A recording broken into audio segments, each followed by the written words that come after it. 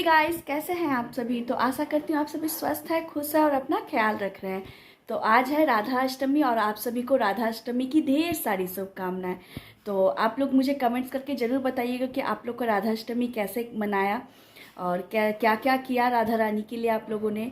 तो आज मैं आप लोगों के आज मैं सारा दिन क्या कर रही हूँ तो आप लोगों के साथ ज़रूर शेयर करूँगी। तो वीडियो के एंड तक बने रहिएगा। उम्मीद करती हूँ कि आज का वीडियो आप लोगों को बहुत पसंद आएगा। तो इधर जो मैं है नहा धोआ कर तैयार होकर चली आई हूँ किचन में प्रसाद बनाने के लिए और अभी घड़ी में बज रहे हैं करीब 9 साढ़े 9 के करीब बज रहे हैं। तो यहाँ आज जो भी बन रहा है राधा रानी का फेवरेट बन रहा है।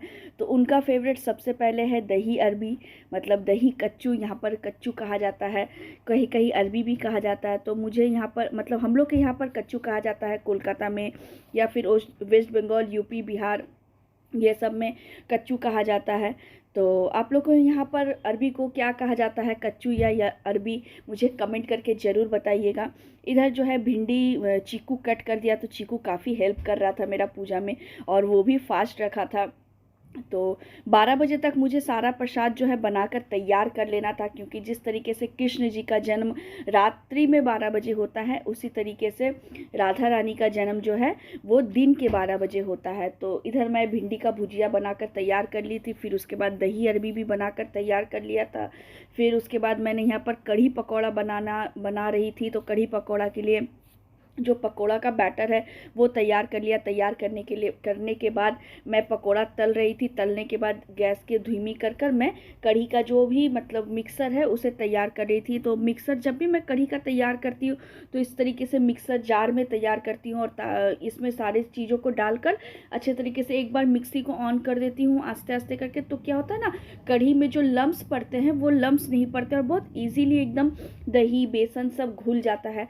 तो मैं यहाँ पर सारा पैकेट मसाला यूज़ कर रही हूँ, आप देख रहे होंगे, क्योंकि मैं प्रसाद तैयार कर रही हूँ। और किचन का जो मसाला होता है, मेरे किचन में प्याज लहसुन वगैरह सभी कुछ बनते हैं, तो वहाँ का मसाला सब थोड़ा सा टच वच रहता है। तो इसलिए मैं जब भी प्रसाद बनाती हूँ तो वहाँ का मसाला कुछ भी यूज़ नहीं करती हूँ। मेरे पास एक्स्ट्रा जो भी मसाले के पैकेट रहते हैं मैं अलग से जो भी भंडार में रखती हूँ, जो भी मतलब महीने का राशन वगैरह आता है तो वहाँ पर भंडार में रखती हूँ। तो वो सब मसाला मैं अलग से यूज़ करती हूँ। जब भी मुझे प्रसाद या इस तरीके का कुछ भी भोग वगैरह बनाना हो, मैं आए दिन इस तरीके से पूजा वगैरह करती हूँ। मुझे बहुत अच्छा लगता है इस तरीके से प्रसाद बनाकर भोग लगाकर भगवान का पूजा करने में। फिर इधर मैंने तड़का लगा दिया था गोटा जीरा और सूखा मिर्च का, और भी मेथी वगैरह का तड़का लगता है, कढ़ी पत्ता का। तो एट अ टाइम मुझे नहीं मिला ये सब, और काफ़ी बाहर बारिश हो रही थी, मतलब बहुत हाई लेवल की बारिश हो रही थी बाहर। तो बाहर जाकर पेड़ से भी तोड़ कर लाना संभव नहीं हुआ था। तो इधर इसी तरीके से मैंने कढ़ी बनाकर तैयार कर लिया और उसके बाद एक साइड मैंने खीर चढ़ा दिया था। तो मैंने पहले ही बताया, तो राधा रानी का जो भी आज फेवरेट डिश है वही सब आज बनकर तैयार हो रहा है, जैसे खीर, हलवा। जिस तरीके से हम अपने घर में किसी के बर्थडे में उनका फेवरेट जो भी पकवान है, जो भी डिश है बनाने की कोशिश करते हैं, उसी तरीके से भगवान जी का भी काफ़ी डिश फेवरेट होता है। तो भगवान जी के लिए भी मैंने ये सब सारा प्रसाद है जो बनाया है। और राधा रानी का तो स्वयं मतलब कलयुग, सतयुग, त्रेता युग सब कोई मतलब उदाहरण, मतलब सब कोई साक्षी है राधा रानी का कि इस पृथ्वी में उन लोगों का जन्म हुआ, उन लोगों ने अपना जीवन वर्षन किया। तो इधर मेरा जो है टोटल फाइनली सारा भोग प्रसाद तैयार हो गया। तो इधर मैंने कढ़ी बनाया, प्लेन चावल बनाया, आप चाहे तो घी राइस भी बना सकते हैं, घी चावल जो होता है। फिर मैंने यहाँ पर दही अरबी बनाया, भिंडी का भुजिया बनाया और हलवा बनाया और खीर बनाया। बस इतना ही कुछ बनाकर तैयार कर पाई। मेरा इच्छा था कि 5 रकम का जो फ्राइज़ होता है, आलू, भिंडी, बैगन, ये सब फ्राई करूँ, लेकिन टाइम मेरे पास मतलब नहीं हुआ। 11 साढ़े 11 बजे तक मुझे जो है प्रसाद बनाकर तैयार करना था, क्योंकि 12 बजे तक मुझे राधा रानी का अभिषेक करना था। तो इधर मैं 11:30 पौने 12 के करीब बज गया था। तो इधर मैं जो है पूजा के स्थान पे चली आई थी, पूजा घर में पूजा का सारा सामान तैयार करने के लिए। तो यहाँ पर मैं अभिषेक का पानी जो है वो रेडी कर लिया, जो भी जल, उसमें थोड़ा सा चंदन, अगरूहू, गुलाब जल, थोड़ा सा तुलसी पत्ता, थोड़ा सा फूल का पापड़ी, ये सब डालकर मैंने राधा रानी, श्री कृष्ण को और बाल लड्डू गोपाल को, मेरे लल्ला को, सबको मैंने इसी जल से अभिषेक कराया। ये बड़ा ही शुद्ध जल होता है। ऐसे चाहे तो आप पंचामृत से भी अभिषेक करा सकते थे, लेकिन मैंने नहीं कराया क्योंकि मेरे पास एट अ टाइम अवेलेबल नहीं था और बाहर इतना बारिश हो रहा था कि बच्चों को भेजकर दही, कच्चा दूध ये सब मंगाना संभव नहीं हो रहा था। और जो सुबह कच्चा दूध आया था मैंने गलती से सारा ही खीर बना दिया था। मुझे ध्यान में ही नहीं था कि थोड़ा सा कटोरी में दूध और दही थोड़ा थोड़ा निकाल कर रख लूँ। मैं सोची बाद में मंगा लूँगी जब, लेकिन मंगाने का टाइम आया तो इतना जोर का बारिश होने लगा कि मैं बच्चों को बाहर ही नहीं भेज पाई। इधर मेरे राधा रानी, कृष्ण का और लड्डू गोपाल का अभिषेक हो गया था। होने के बाद मैंने इन्हें अच्छे तरीके से पोंछ कर तैयार कर लिया। तो इधर राधा रानी को मैं सबसे पहले तैयार करती हूँ, क्योंकि आपको मालूम है कि हम लेडीज़ को तैयार होने में कितना टाइम लगता है और थोड़ा सा अच्छे से भी तैयार होना पड़ता है। और विश्वास करिए, मुझे राधा रानी को तैयार करने में बहुत मज़ा आता है। इतना अच्छा लगता है ना कि मुझे फ़ील होता है कि मैं खुद जिस तरीके से तैयार होती हूँ मैं उस तरीके से राधा रानी को भी तैयार करूँ। तो ये मेरा फाइनल लुक है। मैं इन सभी को तैयार कर दिया, मेरे सारे ठाकुर जी तैयार होकर रेडी हो गए। तो ये उनका फाइनल लुक है। आप एक बार देख लीजिए उनका फाइनल लुक कैसा लगा और मुझे ज़रूर बताइएगा कि मेरे राधा रानी, मेरे कृष्ण भगवान और मेरे लड्डू गोपाल कैसे लग रहे हैं।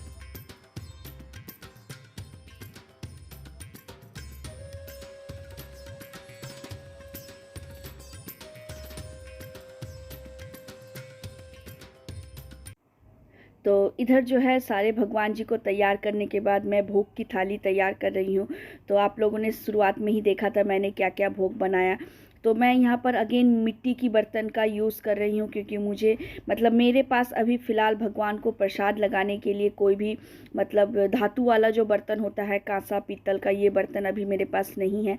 मैं बहुत जल्दी कोशिश करूँगी कि मैं वो प्रसाद वाला जो मतलब भोग लगाने वाला जो बर्तन है वो ज़रूर से ख़रीद लूँ। ऐसे मैंने खाना बनाने वाला जो भी बर्तन वगैरह सब है आस्ते आस्ते करके ख़रीद कर काफ़ी कलेक्शन कर लिया है।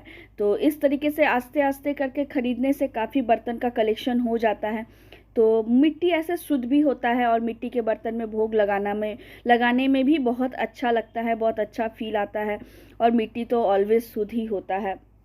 तो जब भी इस तरीके से प्रसाद वगैरह लगाना होता है तो मैं एक सेट मिट्टी के बर्तन जो है वो मार्केट से मंगवा लेती हूँ। और बहुत इजीली हम लोग के कोलकाता में ये मिट्टी के बर्तन कुम्हार के यहाँ पर इजीली मिल जाता है।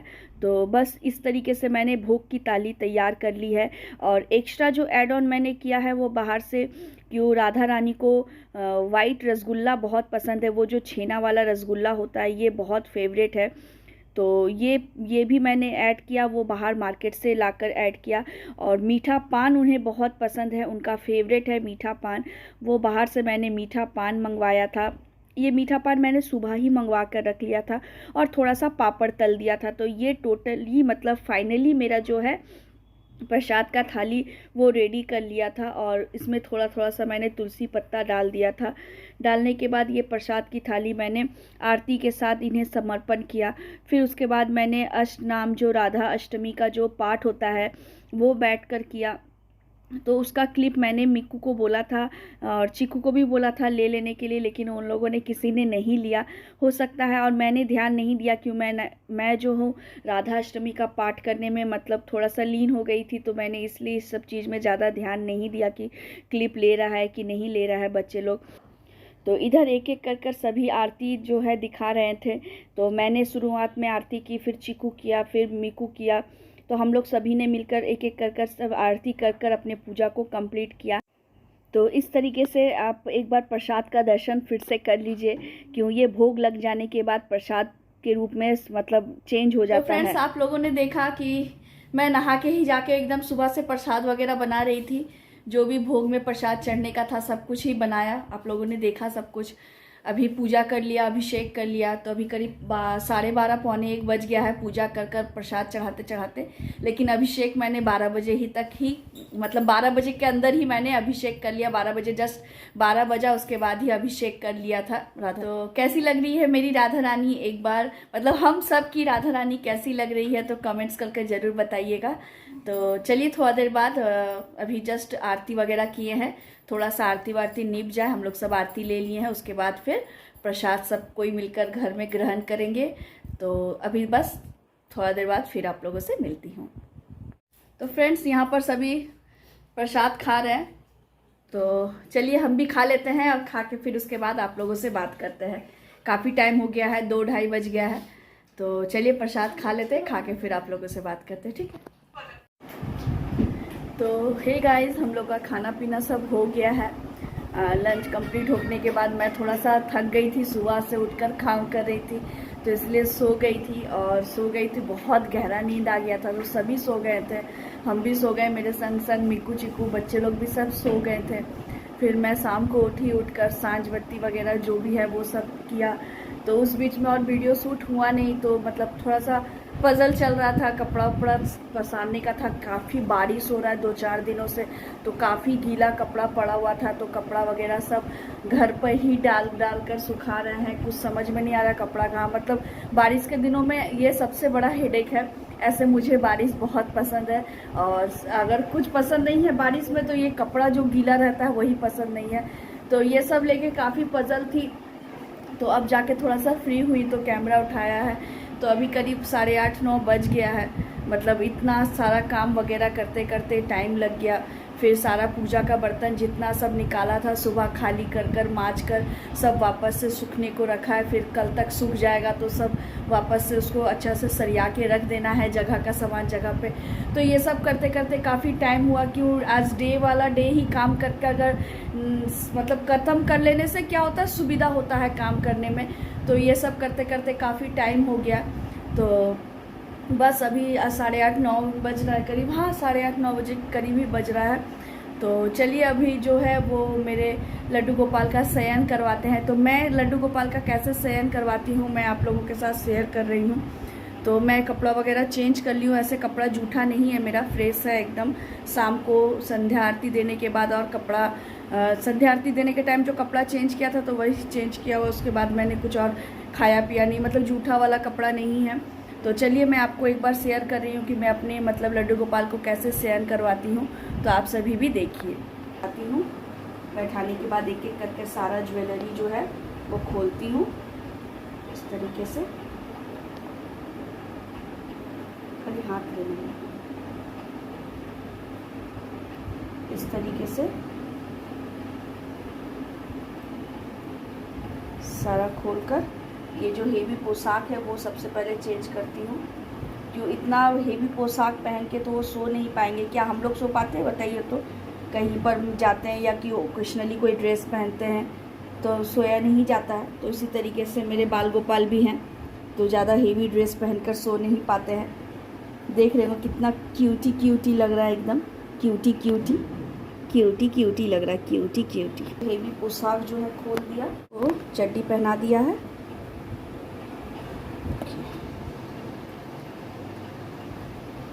ये इसका इनर पहना दिया, और ये ऊपर से ये वाला पहना दिया। तो ये उनका नाइट ड्रेस है, देखिए।